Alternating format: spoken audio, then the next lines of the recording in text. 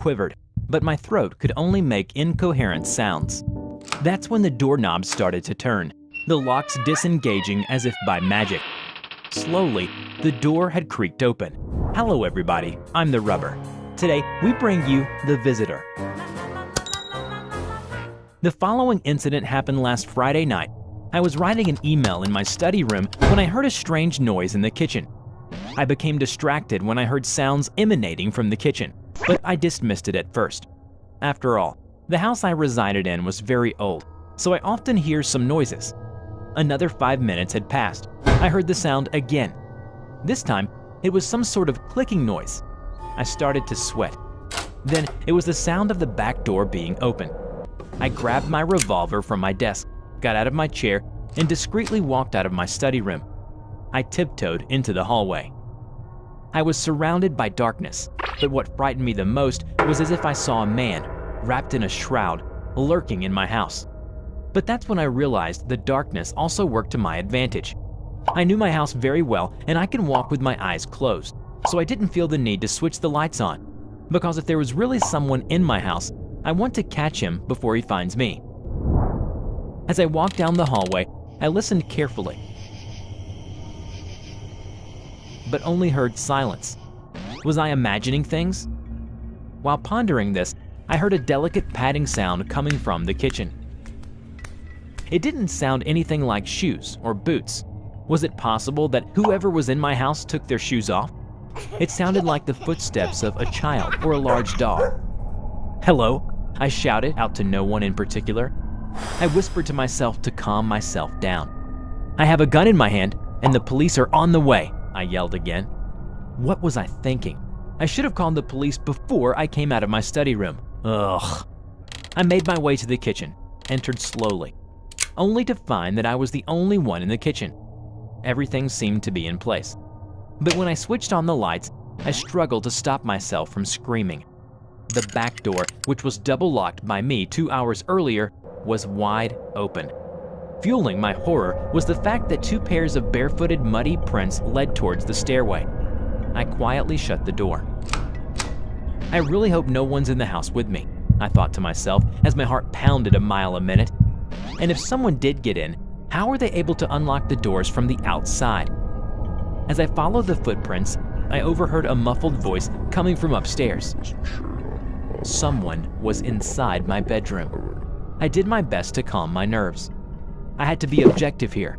This was happening in my house. The voice was coming from my bedroom, which threatened my safety. My privacy was invaded. This is something I needed to handle it myself. I made it to the bottom of the steps and switched on the light.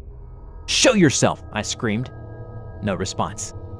"There's a gun in my hand, and I'm not afraid to use it," I shouted bravely. "Surrender now, and you won't get hurt." My adrenaline surged, and by this point, I stopped being cautious. I got upstairs faster by walking 2 steps at a time, throwing open the door of my bedroom and pointed my gun at nobody. My bedroom was the only room on the 2nd floor, and it was completely empty. I saw the same set of footprints on my kitchen floor, which were now on the 2nd floor, only these footprints stopped right in the center of the bedroom. A chill ran down my spine. I opened the closet, looked under my bed, behind the curtains, every hiding spot in the room, and found no one. Was I losing my mind? I walked back into the hallway, when suddenly, the door behind me slammed shut. I screamed in terror, bolting down the steps, through my kitchen, and right into the study room. I made sure that the door was closed behind me, locked tight. After collapsing on my armchair, I passed out.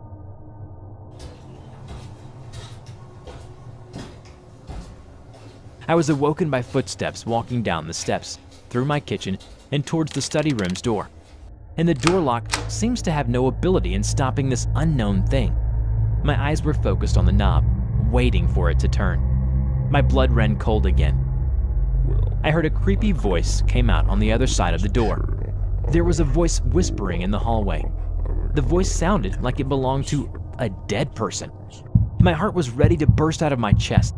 My lips quivered, but my throat could only make incoherent sounds. That's when the doorknob started to turn, the locks disengaging as if by magic. Slowly, the door had creaked open. Nothing was standing in the doorway when it opened though. Just darkness and emptiness. At this point, I feared I had gone crazy. Once again, the distinct sound of footsteps was heard, but they were now moving away from my study room. My back door was opened and then closed, leaving me alone in the deafening silence. After a while, I gained the courage to head towards the kitchen. The light was still on, as if nothing was being touched. My back door had been closed, and the locks were engaged. My eyes caught some paper folded on the kitchen table. I picked it up, breathed a sigh of relief after reading it, and laughed hysterically. It says, "Sorry, wrong house." I hope you enjoyed today's video. Have you ever heard or encountered any paranormal event? Let us know in the comment below. We will draw your story and share it with the world. Don't forget to click like, subscribe to this channel, and hit the bell. Please share it to your friends if you like this video. Thank you so much for watching, and we will see you in the next video. Bye-bye.